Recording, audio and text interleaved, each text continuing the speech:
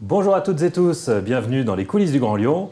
Aujourd'hui, nous accueillons le président de la métropole, Bruno Bernard. Bonjour. Bonjour Raphaël Ruffier. Alors il y a un an, vous aviez, on sait que vous êtes un bon connaisseur de la carte électorale, il y a un an, vous aviez annoncé votre victoire sans appel au scrutin métropolitain. Est-ce que vous êtes aussi confiant pour votre candidate, l'écologiste Fabienne Grébert, au régional ? Alors j'avais annoncé ma victoire le soir du premier tour, après le dépouillement qui était en cours. Donc c'est un peu tôt pour savoir ce qui va se passer le 20 juin. Moi je pense qu'il y a une possibilité que Fabienne Grébert soit élue. Et donc j'appelle les électrices et les électeurs à venir le 20 juin pour une autre région, tournée vers les habitants, avec plus de transport, plus de formation, une agriculture plus saine, plus locale, tournée vers le bio. On a besoin d'une nouvelle politique régionale, moins tournée vers son président et la promotion personnelle de son président, et plus tournée vers les habitants. Il y a un an, les sondages annonçaient une vague verte. Là, c'est vraiment pas le cas cette fois. Qu'est-ce qui s'est passé dans le changement de climat ? Est-ce que vous payez peut-être les débuts qui ont parfois été difficiles dans certaines municipalités ? Il y a un an, en tout cas 2 semaines avant le premier tour, c'est un peu plus d'un an, tout le monde donnait Gérard Collomb premier, tous les sondages. Il a eu finalement 8 points de retard sur la liste. Donc d'abord, j'appelle à regarder les sondages avec un petit peu de recul. Aujourd'hui, en effet, il semblerait, d'après ces sondages, que nous soyons moins en position favorable. Moi, je crois encore que d'ici le 20 juin, il peut y avoir une mobilisation pour l'écologie dont a besoin ce pays. On sent qu'ils ont un peu suivi votre modèle puisqu'ils ont choisi l'autonomie au premier tour, mais du coup ça fait des forces de gauche assez basses dans les intentions de vote au premier tour. Est-ce que du coup c'était pas une erreur ? Est-ce qu'il n'aurait pas valu un rassemblement Non, vous plus savez, large ? ce qui compte, c'est la dynamique. Soit il y a une dynamique et on porte un projet autour de l'écologie pour nous qui répond aux demandes des habitants et on pourrait être élu, soit notre projet ne correspond pas à ce que souhaitent les habitants, ce que je ne crois pas. C'est une question de dynamique et pas de stratégie. Bon, j'imagine, une dernière question sur ces régionales, mais que le soir du premier tour, vous allez regarder les résultats dans la métropole. Est-ce qu'en cas de vague Wauquiez, comme on l'annonce, ça appellera à des remises en cause ? Alors, je vais naturellement regarder les résultats dans toute la région, parce que ce qui compte, c'est de changer de président de région, et non, le résultat des régionales n'aura pas d'incidence sur les politiques métropolitaines, en tout cas pas sur notre façon de faire. Par contre, si on a une présidente de région écologiste, qu'on peut faire le RER lyonnais du quotidien, qui n'a pas du tout avancé depuis 2015, où Laurent Wauquiez a même supprimé des lignes de train entre Perrache et Givors, naturellement, je souhaite un changement de majorité pour changer les politiques ici, et qu'on aille plus vite, plus loin, et avoir quelque chose de plus efficient pour les habitants, notamment en termes de transport. Ici, au contraire, c'est Laurent Wauquiez qui est majoritaire dans la métropole. Ça va... Si Laurent Wauquiez est réélu président de région, moi, je travaillerai avec lui, comme je travaille avec tous les élus du territoire, les 59 maires de la métropole, les présidents des autres collectivités autour de la métropole, qu'ils soient de droite ou de gauche. Il faut travailler dans l'intérêt des habitants. Mais vous n'avez pas répondu à la question. Si dans la métropole, Laurent Wauquiez était en tête, vous ne le verriez pas comme un désaveu personnel ? Pas du tout. Pas du tout. Ça ne vous empêchera pas d'avancer. Non, ça donnera un peu d'air à votre opposition. Mais vous savez, il y a des élections régulièrement et il y a des résultats très différents. Mais moi, je suis convaincu que le soir du deuxième tour, nous serons en tête à la métropole de Lyon et j'espère surtout en tête sur la région. Est-ce que l'élection qui suit, ce sera la présidentielle ? Est-ce que vous y prendrez part ? Je ne serai pas candidat à l'élection présidentielle, pas tout à fait clair. Voilà, donc je ne sais pas ce que c'est y prendre part, mais j'irai à minimum voter. Et puis naturellement, je soutiendrai le candidat ou la candidate écologiste. Vous n'avez pas une préférence affichée pour l'instant ? Non, pas pour l'instant.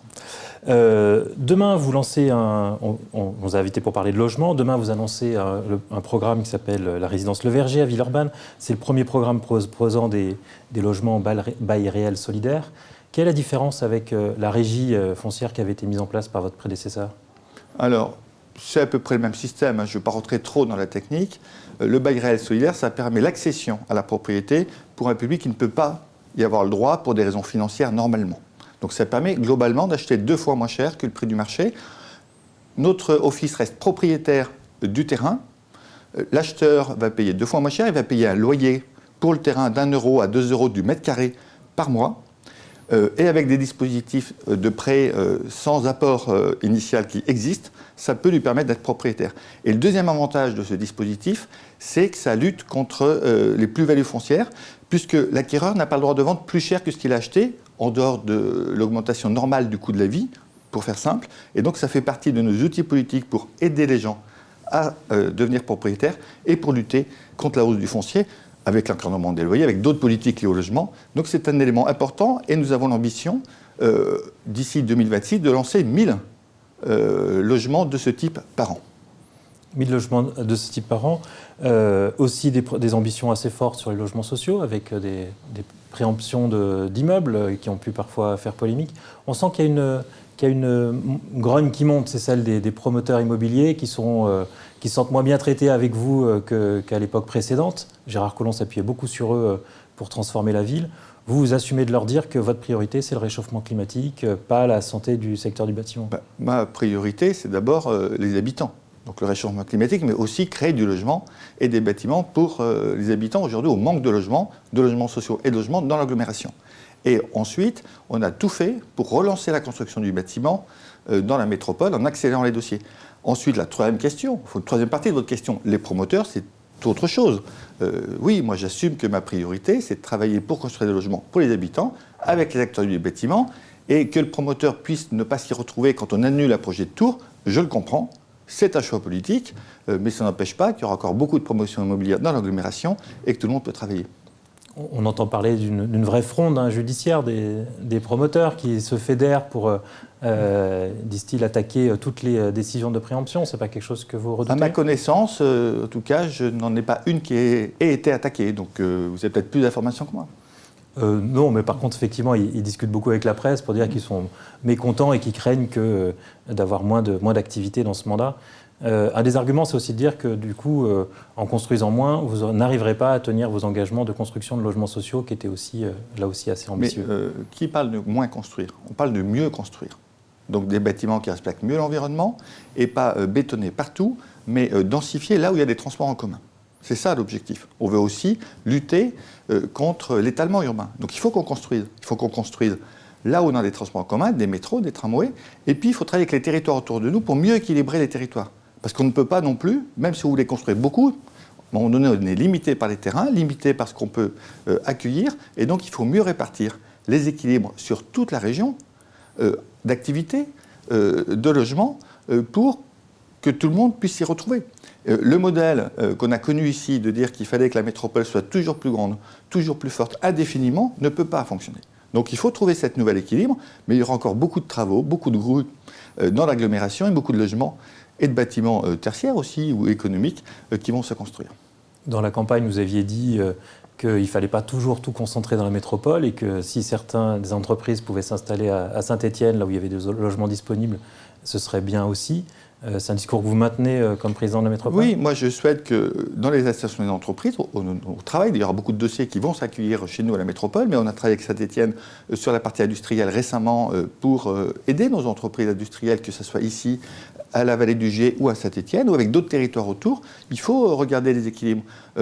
Aujourd'hui, on a quand même des gens qui n'habitent pas à l'agglomération, qui habitent loin, qui tous les jours viennent travailler de Saint-Étienne ou d'autres communes autour, pour venir dans l'agglomération. Donc pour elles, c'est du temps de trajet.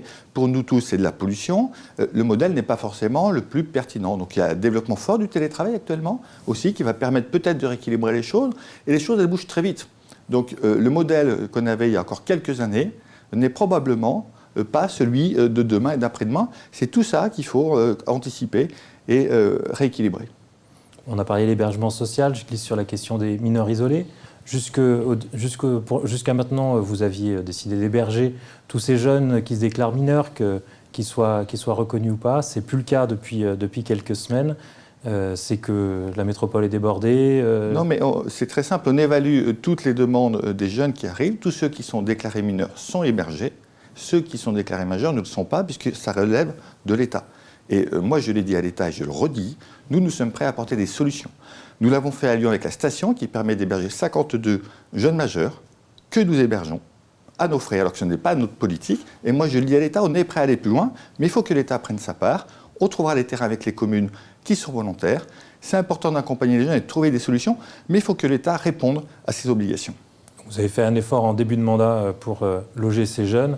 Là, maintenant, vous dites à l'État de prendre leur relais. Mais non, mais en début de mandat, nous avons été en effet allants, mais nous continuons à l'être. Moi, je veux lutter contre le sans-abrisme. C'est une politique de long terme. Et il faut trouver l'équilibre. Mais oui, la métropole ne va pas héberger tous les publics. Nous, notre priorité, c'est les femmes isolées avec des enfants de moins de 3 ans. Et nous avons aussi amélioré ces conditions d'accueil. C'est les mineurs non accompagnés. Enfin, c'est les publics qui relèvent de notre responsabilité. Et pour les autres publics, Je le redis, je suis prêt à travailler, je suis prêt à offrir des solutions, des terrains, même à financer de l'investissement éventuellement, mais il faut que tout le monde soit autour de la table, et l'État en premier lieu, qui est responsable des demandeurs d'asile. Je profite de votre présence pour vous poser une dernière question sur le téléphérique. On n'était pas sûr d'avoir compris. On a entendu Jean-Charles Collas dire que le CITRAL restait l'organisme qui définissait l'intérêt général. Et puis vous dire que sur le téléphérique à Francheville, si la consultation était négative, eh bien vous ne la feriez pas et vous iriez ailleurs. C'est ce propos qui est... Non, c'est très simple. Comme tous les grands projets de transport en commun, il y a une concertation et à la concertation, on met l'opportunité du projet. Donc on va discuter, est-ce que ce projet est bien opportun? Moi je crois que oui, parce que je pense que c'est la solution pour l'Ouest lyonnais. Est-ce qu'il y a d'autres alternatives qui seraient meilleures? Moi pour l'instant je n'en vois pas, mais place au débat, et puis on va regarder des études complémentaires, et on va regarder quel est le tracé le mieux adapté. Si la concertation montre finalement que ce n'est pas la bonne solution, qu'il y en a une autre meilleure, nous sommes ouverts. Mais c'est bien la concertation qui fera le résultat, c'est aussi simple que ça. Bruno Bernard, je vous remercie. Et puis moi, je vous dis à demain pour une nouvelle émission des coulisses du Grand Lyon. Merci beaucoup.